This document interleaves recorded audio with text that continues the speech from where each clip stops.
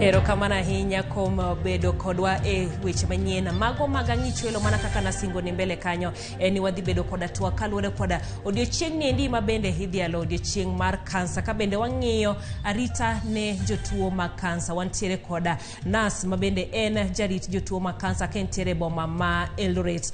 Oimore Pamela Were kendo machiegni. Erokamano ahinya kuom tudri kodwa e Ramogi TV odhiambo masani. Oimore ahinya Jael kendo agone Nyasaye erokamano mar miyowa thuolo mondo walalre wach mar rito jotuo kansa odhiambo ma kawuono. To inyalo mana ulo ne joneno ni to Pamela Were en ng'awa to timo ang'o mana dakika matin mapiyo piyo. Pamela Were an nas mar rito jotuo mar kansa to sani atiyo e dala mar Eldoret, ani e kamiluongo ni International Cancer Institute. Kanyo ema antie. Erokamano ahinya. Kawuono en odiochieng' mar ing'iyo okenge ma bende inyalgo e keto arita makare ne jotuo mag kansa. Ka bende ne waluoyo kodi motelo kanyo nyisa ni nitiere kido mopogore opogore mag jotuo mag kansa. Inyalo leronwa gi to gi arita ma bende ichwalo negi. E seche ma wawuoyo rito jotuo mag kansa, sama kansa oyudo ng'ato nitie kaka thieth ne timore. Sama thieth ne ochakore, seche moweyo thieth ma pod otimo gimiluongo ni follow up, to seche ma bende onyalo bet noduogo kata e follow up kata bang' higa achiel. Koro wan gi survivorship e ondamo adekgo. Nitiere ng'at ma kor kofweny ni nigi tuo, pod waluonge ni survivor, to seche go bende pod oyudo yath.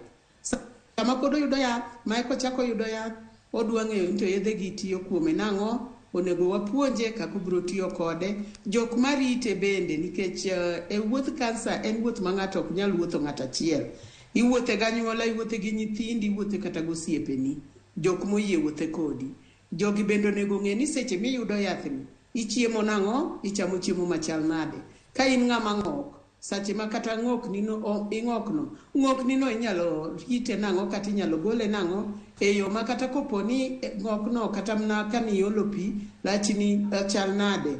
Ng'at ma yweyi ni kata ng'at ma riti ni nitie kaka komulo lachni to nitie kata mna gik moko mathindo thindo, moko mathindo thindo mag yedhe mitiyogo madipo ko affecte. Koro wa nonore gi ji e yoregi, wapuonjogi kaka giridhi rito jogi, kaka gibet gi jogi, kata kong'ok, gik mong'oke go unyalo luoko nang'o, be onego riw gi mamoko koso onego be ni luoko gi kando. Kato nitie ng'at bende mosetieko yudo yath. Samoro ng'ato nyalo tieko yudo yath to neno ka dalili mag tuo lal, to paro ni koro nyalo bet abeta oyo. Ng'atno bende onego be ni oduogo e osiptal ing'iye seche te, seche moko inyalo miye appointment mar dwe achiel, seche moko inyalo miye appointment mag dweche 2 kata 3. Obiro osiptal seche go te mondo mi ong'e ni to dipo ka nitie gimoro manyalo duogo minyalo geng' kapok obedo marach.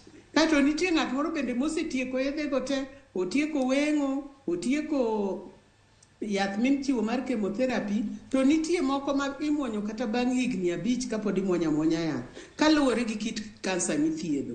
Koro ng'at ma kama bende nitiere group mar survivor mwakete ma koro waluongo gi ni kind of permanent survivors. Tiende ni gin jok mosetegno e ituo.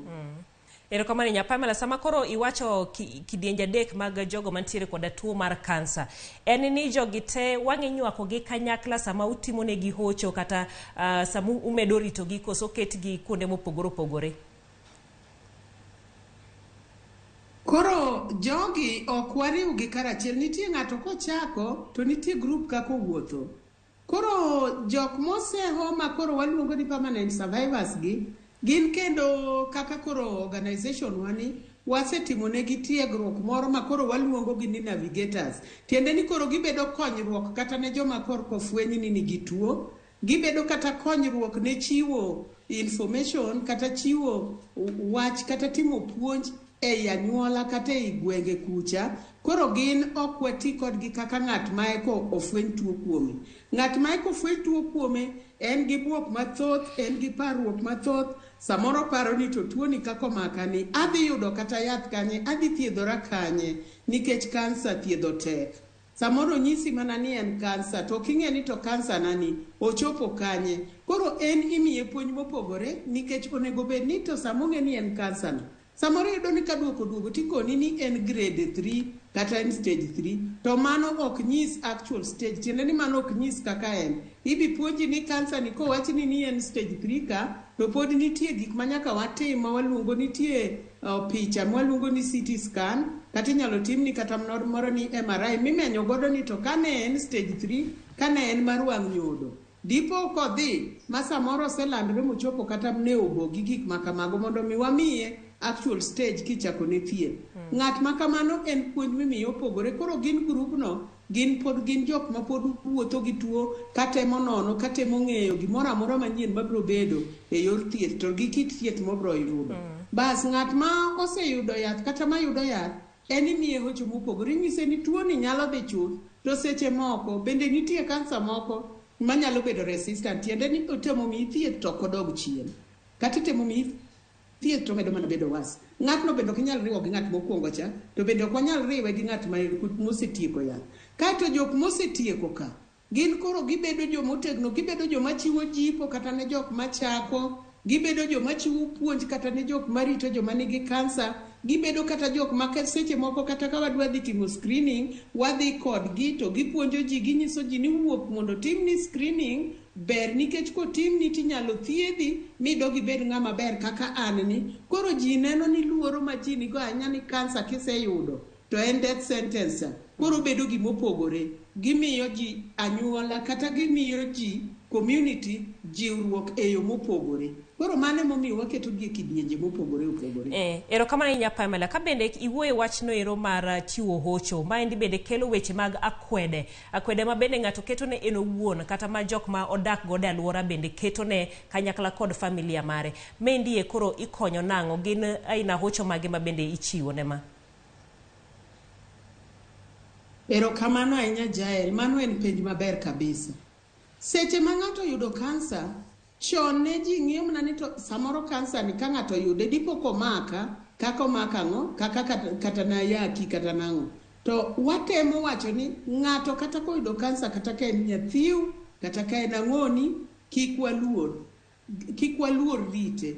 Seche moko yudo ka ji tudo kansa gi juok kata gi weche magalagala, to wan kata gi jogo mapod timo nonro, kata kaka jogo mapod timo nonro, wawacho ni gimowuon makelo kansa pok ofweny. To nitie gik moko ma ka in godo e kit ngimani, to thuolo ni mar yudo kansa bedo mang'eny moloyo ng'atno maonge gik moko e kit ngimane. Koro kansa ok en juok, kansa bende ok en chira, to kansa en tuo manyalo mako ng'ata ng'ata.